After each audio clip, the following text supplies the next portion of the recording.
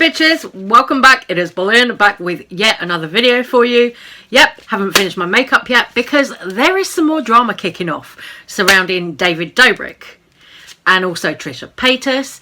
Wasn't expecting to make another video this soon, but Trisha Paytas has just come out in a TikTok where she was talking about the stuff that happened with Jason Nash. If you didn't see the second live stream of Frenemies that Ethan and Trisha did this week, my God, like at the end of that Frenemies, they were swatted. People started speculating that it was David Dobrik who'd sent that. I don't know. I mean, I've got no idea. But after David's second apology, they did this live Frenemies where they were basically dissecting David Dobrik's second apology. So now Trisha Paytas has today put out this TikTok and go, it is very, very telling. So we're going to sip the tea and I'm going to get to doing my eyes while we talk about this. In this TikTok, Trisha Paytas talks a little bit about when Jason Nash sent her a message with a heart emoji during that second live Frenemies. She also threw shade at Jeffree Star, James Charles.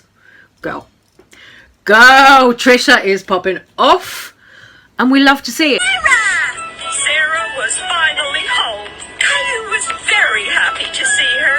Caillou! Ni hao! What?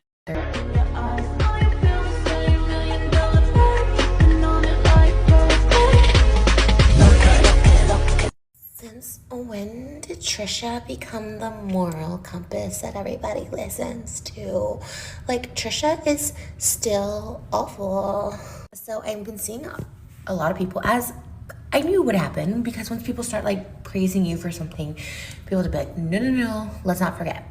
And I agree, let's not forget. I'm the first to say, I am far from perfect. Also, I had a chemical peel, so ignore my face. But even though I've been problematic in my past, like I'm still allowed to have like valid feelings. I'm still allowed to share them. And if other people share their story and their feelings, like those are also valid and deserve to be heard. If you think I'm a horrible person, that's fine, but that doesn't mean horrible things can't happen to me as well. Does that make sense? And to further that, like I really own up and take accountability, like pretty much right away. It doesn't take me losing sponsors or subscribers to say sorry. Like when I see people are upset or when I realize that I'm in the wrong, I speak up pretty quick. I love being called out because I love owning up to my ish and growing and learning. So like we made clear on Frenemies this week, like we are not the moral compass, right? Like, but it doesn't take like angels and saints to call out James Charles with his P-word behavior. Trisha there, coming for James Charles.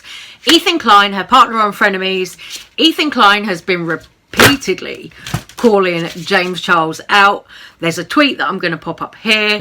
Ethan wrote, "My only regret in life is not being born 20 years earlier so that James Charles could ask for pics of my 15-year-old armpit hair on Snapchat." Ethan and Trish are not going to stop coming for James. They are always coming for James. But rightly so.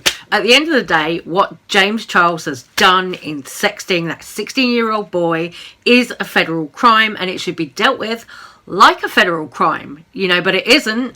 James Charles is just skating past it, posting videos, going on like nothing's happened. But if you actually look at it, it is an actual crime. I got this information on federal sexting crimes from somebody called Margot Indigo on Twitter. She put this up yesterday.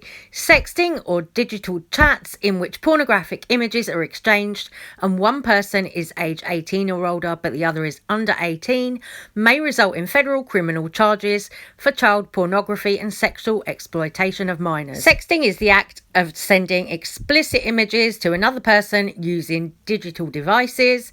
The act is illegal and punishable by very high prison sentences when the images are of minors or when a minor is directed to create or send images of themselves to someone over the age of 18. So reading the law here, it actually says transfer of obscene material to minors, you can get 10 to 40 years in prison for that. Then in the highlighted paragraph here, it's outlined that an advertisement seeking or offering to receive, exchange, buy, produce, display, distribute or reproduce any visual depiction of a minor engaging in sexually explicit conduct or seeking or offering participation in any act of sexual conduct by or with a minor for the purpose of producing a visual depiction of such conduct. So it's saying that, you know, sending nudes or eliciting nudes from a minor is breaking the law. Then the following paragraph, it says section 2251 includes attempt and conspiracy and has a statutory minimum penalty of 15 years and a maximum of 30 years in prison. Orange jumpsuit for Jamie Charlie. So by law, the government can prosecute someone even if they reasonably thought the sext was from an adult but was actually from a child. Simple possession is enough to be found guilty. Ooh, better get an orange jumpsuit out. Yep, definitely get that orange jumpsuit ready for Jamie Charlie, because, boy, you know, he sent the nudes to a 16-year-old with the intention of receiving nudes back from that 16-year-old. Yeah, okay, James might not have known that the minor was 16 years old, but in the eyes of the law, that doesn't actually matter.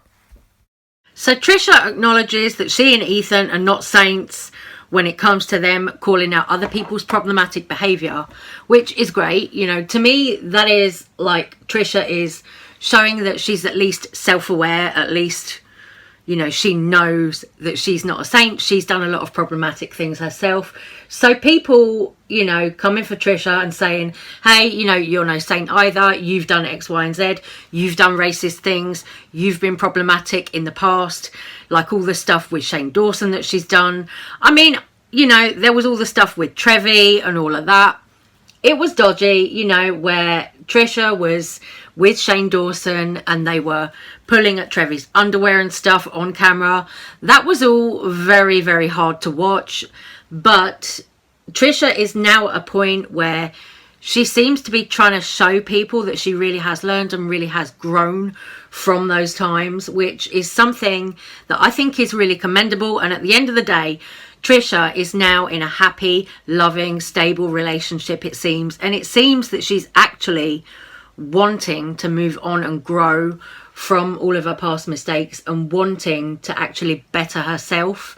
Since she had that whole drama with Shane Dawson and Jeffree Star, I have seen something of a change in Trisha.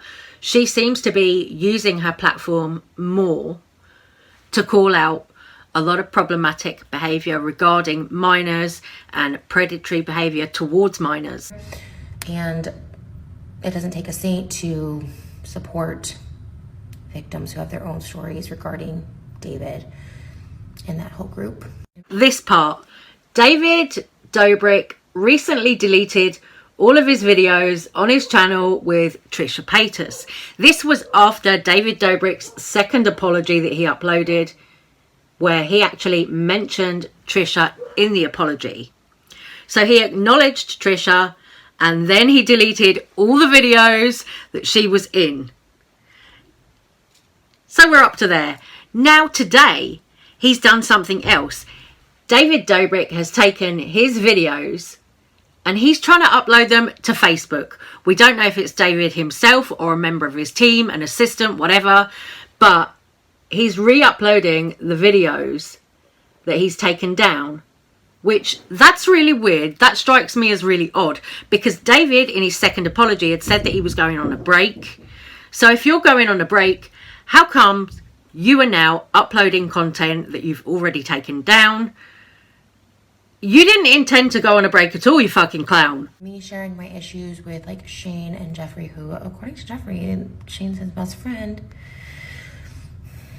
That's why Shane asked me to marry them and not you.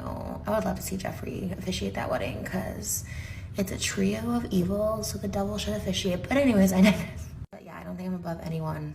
But, you know, I can have a voice. I'm allowed to have opinions. I'm allowed to have feelings and emotions when it comes to crappy and toxic people in my life. I'm thankful to be given second and third chances, but I think I've been given second and third and fourth and fifth chances because I do show some sort of growth. A little bit. And you know what? As I said earlier in this video, I do agree with that.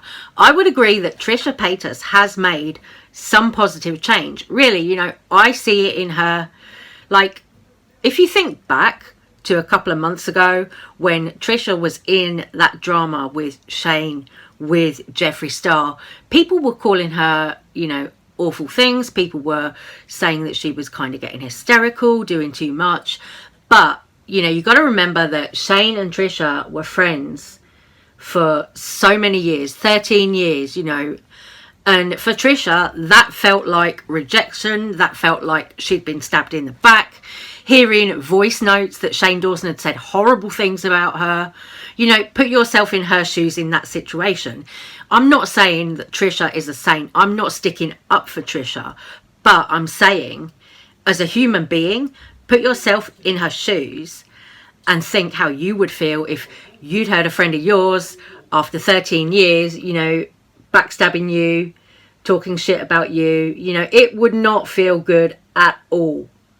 You know, so I do understand where she was kind of coming from with all of those strong emotions and that reaction that she had.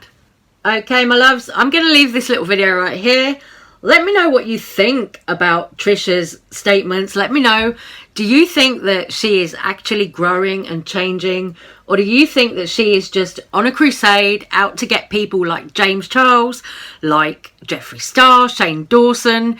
Do you think that she is just going to keep going with this? I mean, I don't know, but if James Charles has really done that, you know, sexting those minors, we fucking saw the receipts.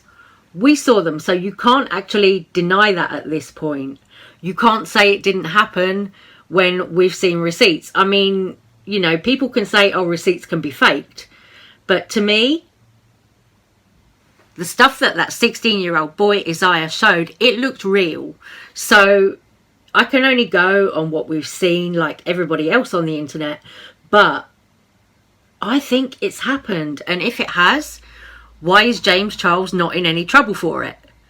This is really, really crazy to me. Why is James Charles getting away with that behaviour when anyone else, any normal Joe, would be in prison or would be in police custody? It's insane. Okay, guys, I'm really going now. I'm going to go and blend my life away with his eyes. And I will see you on the next one. Take care, stay safe, stay well. Love you guys. Thank you so much for watching. And I will see you on the next one. Mwah. Bye, guys.